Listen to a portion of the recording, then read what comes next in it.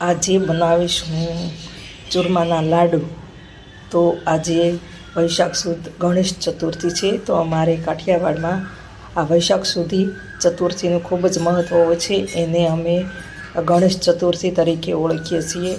તો આજે હું લાડવા બનાવીશ. તો કઈ રીતે બનાવવા તે હું તમારી જોડે શેર કરીશ.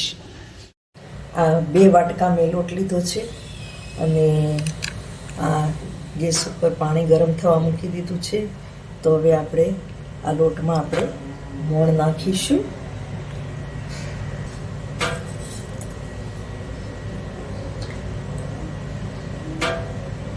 આપણે એકદમ ચડિયાતું મોણ નાખવાનું છે.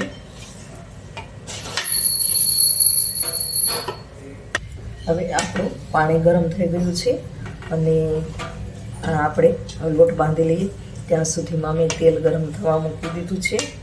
તો આપણે થોડું થોડું ગરમ પાણી નાખતું જવાનું અને લોટ બાંધતો જવાનું.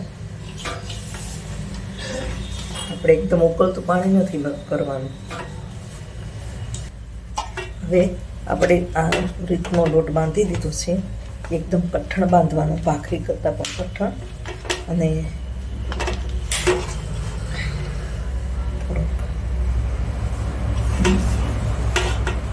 હવે આપણે આના મુઠિયા વાળી લઈશું.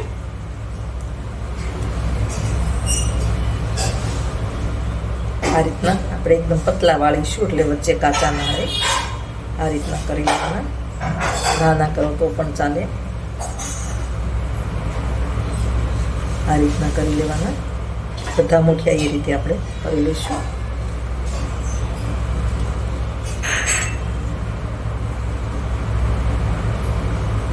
આ રીતે હવે આપણા આ મુઠિયા આટલા બની ગયા છે ને, તો આપણે તેલ ગરમ થઈ ગયું છે.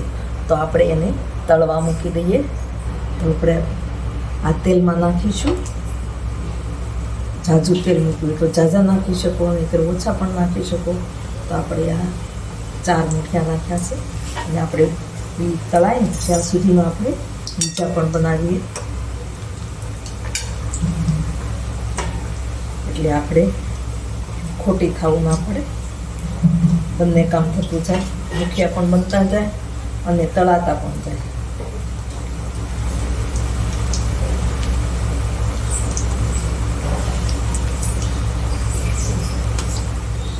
હવે આપણે ફેરવી લઈશું.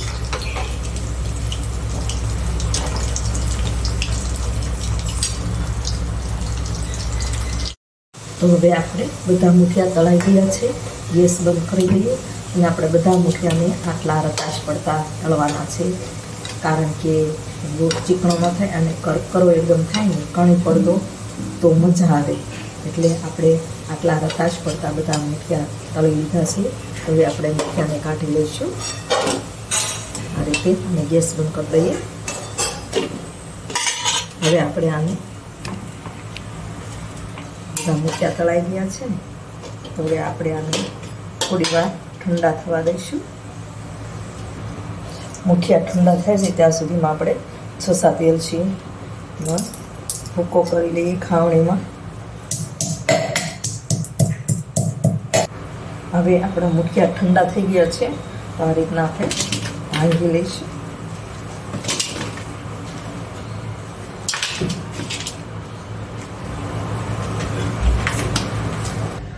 હવે આપણે આ થોડા ભાંગી નાખ્યા છે મુઠિયા. તો હવે આપણે મિક્સરમાં આપણે પીસી લઈશું. તમારે ખાંડમાં ખાંડવા હોય તો ખાંડી શકો છો. તો હવે આપણે મિક્સર જાર લીધું છે, એમાં આપણે નાખીશું.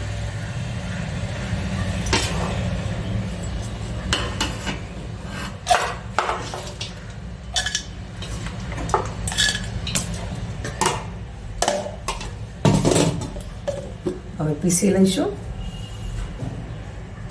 હવે આપણા મુઠિયા જે હતા ને એ પીસાઈને તૈયાર થઈ ગયા છે. તો હવે આપણે આ એક બાઉલમાં કાઢી લઈએ. તમારે જો આને ચાળવું હોય ને તો ચાળી શકો છો. જાડો ઘઉંનો જે હવાલો એટલે કે ચાવણો આવે ને, એમાં ચાળવું હોય તો ચાળી શકો છો. તો થોડા આપણે મોટી જે કણી હોય ને એ રહી ગયું હોય તો નીકળી જાય, પણ આમાં તો કાંઈ ચાળવાની જરૂર નથી. એ પેલા ક્રન્ચીસ લાગે, આપણે ચાળા વગરનું આપણે કરીએ ને તો થોડુંક ક્રન્ચીસ લાગે એટલે મેં ચાળ્યું નથી. તો હવે આપણું આ ચૂરમું તૈયાર થઈ ગયું છે. તો હવે આપણે ઘી ગરમ કરવા મૂકીશું. તો આપણે ઘી ગરમ થવા મૂક્યું છે ને, એકદમ આપણે બહુ ગરમ કરવાનું નથી. એમાં આપણે 2 વાટકા આપણે જેટલો લોટ લીધો હતો ને ઘઉંનો કરો, તો આપણે એમાં 1.25 વાટકો જેટલો આપણે ગોળ નાખીશું. પછી તમે જેવું ગળ્યું ખાતા હોય ને એ પ્રમાણે નાખવાનું. આપણે અને ગોળ છે ને એને છીણી લેવાનો અથવા તો ભાંગી નાખવાનો. આ રીતે આપણે ગરમ થવા દઈશું. અને એક સિક્રેટ ટીપ છે, આમાં મેં થોડું 1 ચમચી દૂધ અને પાણી અને અડધી ચમચી ખાંડ નાખી અને આપણે એને ગરમ કરી લેવાનું છે. હવે આપણો ગોળ લૂજ થઈ ગયો છે, એટલે કે પીગળી ગયો છે એમ કહો તો ચાલે, અને ગાંગડા છે તે ભાંગી ગયા છે. આપણે આનો પાક લેવાનો નથી. હવે આપણે અહીંયા જે દૂધ લીધું હતું ને અહીંયા ગરમ થવા મૂકી દઈશું. અને આપણે હવે જે ચૂરમું કર્યું છે ને એમાં આપણે આ ગોળનો પાક છે ને એ નાખી દઈશું આ રીતે.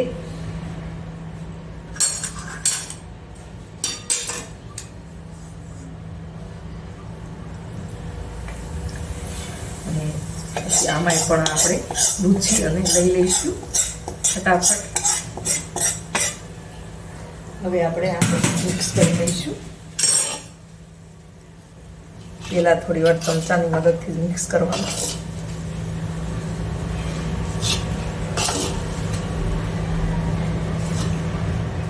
આપણે જે દૂધ પાણીની ખાંડ ગરમ કરે છે ને એ નાખી દઈશું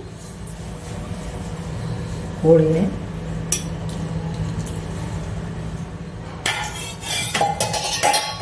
બધું આપણે મિક્સ કરી લઈશું.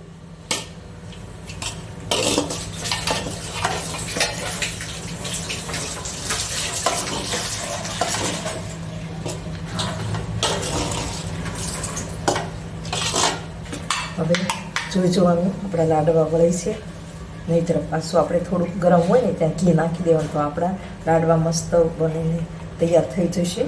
અને આપણે હવે એમાં એલચી પાવડર નાખીશું.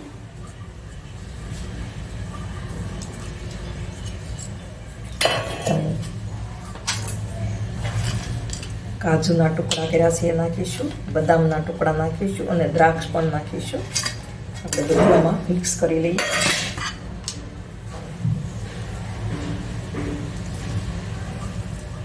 હવે હાથથી જ મિક્સ કરવાનું છે આપણે.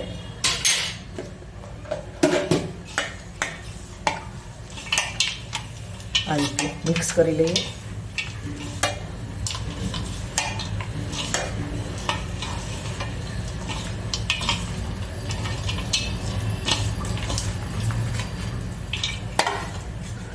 હવે આપણે આના લાડવા બનાવીશું. મેં આ એક સિક્કો લીધો છે. હવે આપણે આમાં મિક્સ કરી લઈએ. ગમે તે કોઈ એક જણને આવશે. એટલે એવું કહેવાય છે કે જેના લાડવામાં સિક્કો આવે એ ભાગ્યશાળી કહેવાય. તો આપણે હવે લાડવા બનાવી લઈએ.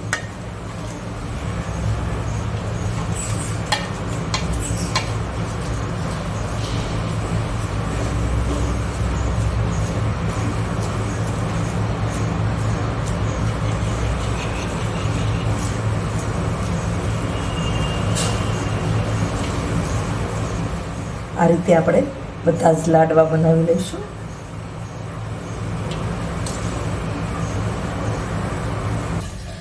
હવે આપણા લાડવા તૈયાર છે. તો હવે આપણે એને ખસખસ લગાવીશું. તમે એવું પણ કરી શકો છો.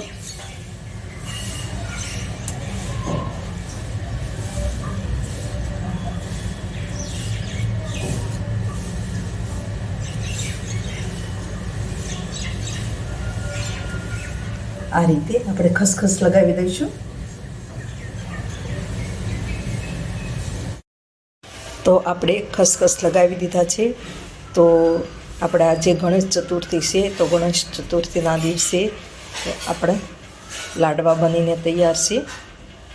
તો મારા લાડવા બનીને તૈયાર છે. તો મારી રેસીપી કેવી લાગી, ગમે તો લાઈક કરજો, શેર કરજો, ચેનલને સબસ્ક્રાઈબ કરજો, બેલ આઇકોન દબાવવાનું ભૂલતા નહીં. કમેન્ટમાં લખજો મારી રેસીપી કેવી લાગી. અને આવી અવનવી રેસીપી જો મારી ચેનલને સબસ્ક્રાઈબ કરશો તો સૌ પ્રથમ નોટિફિકેશન તમારા ફોનમાં આવી જશે અને સૌ પ્રથમ મારો વિડીયો જોવા તમને મળશે.